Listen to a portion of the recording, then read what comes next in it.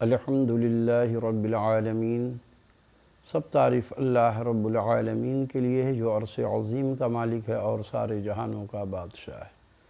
میرے معزز نوجوانوں، السلام علیکم ورحمۃ اللہ تعالی وبرکاتہ۔ آپ لوگوں سے گزارش کرتا ہوں کہ آپ لوگ ویڈیو کو شیئر کیجئے اور زیادہ سے زیادہ شیئر کیجئے اور کومنٹس میں بتائیے کہ اس ظالم ملعون مہر اللہ کے ساتھ کس طریقے سے کارروائی کی جائے۔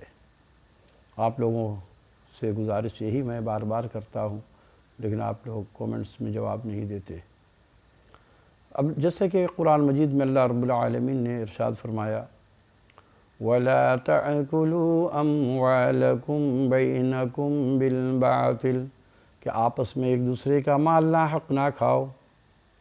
وَمَنْ يَعْصِ اللَّهَ وَرَسُولَهُ فَإِنَّ لَهُ نَارَ جَهَنَّمَ خَالِدِينَ فِيهَا أَبَدًا جس نے اللہ اور اس کے رسول کی نافرمانی کی وہ ہمیشہ جہنم میں رہے گا۔ لیکن دیکھیے یہ مہر اللہ اور اللہ ڈینو گوٹھ والا، یہ گلشن گہرام گوٹھ والا ایک ہے ظالم ملعون، اور یہ مردود اس نے لوگوں کے پلاٹ پر قبضہ کر لیا، ہزاروں پلاٹ پر۔ اور دوسرا اللہ ڈینو گوٹھ میں یہ سرجانی ٹاؤن کے قریب ہے، اس کا تھانہ منگو پیر ہے، اور گلشن گہرام کا تھانہ سرجانی تھانہ ہے۔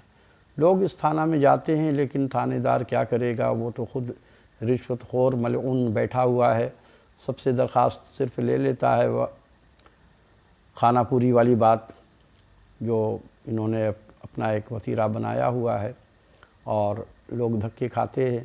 اب ظاہر سی بات ہے کہ عدالت جو ہمارا ہے وہ تو صرف امیر لوگوں کے لیے ہے، امیر لوگ ہی مقدمہ لڑ سکتے ہیں، غریب کے بس کی بات نہیں ہے، کیونکہ غریب آدمی روز دھیاڑی دار لوگ ہیں، وہ کیسے اپنی دھیاڑی چھوڑ کر کے جائیں گے، اور اگر عدالت کے پیچھے لگ جائیں گے تو ان کے گھر میں چولہا نہیں جل سکے گا۔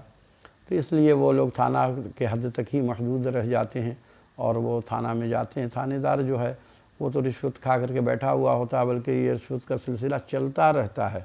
گوٹھوں کا طریقہ کار ایسا ان ملعون لوگوں نے بنایا ہے کہ وہاں آپ پلاٹ پہلے تو خریدیں، پھر جب بنانے لگیں گے پھر تھانہ موبائل آتی ہے، پھر وہ 15-20 ہزار روپیہ لے کے آپ سے جائے گی۔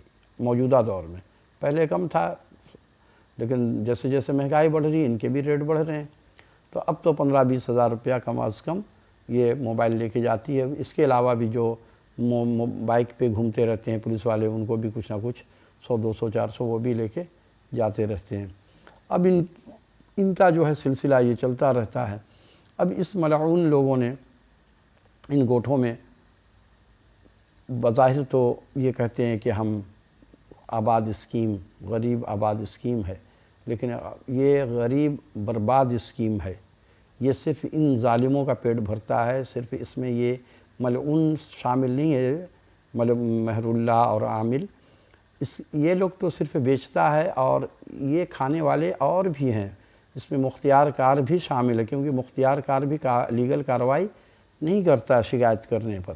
میں جب گیا مختیار کار کے پاس، اس نے نوٹس تو اس ملعون کو دیا،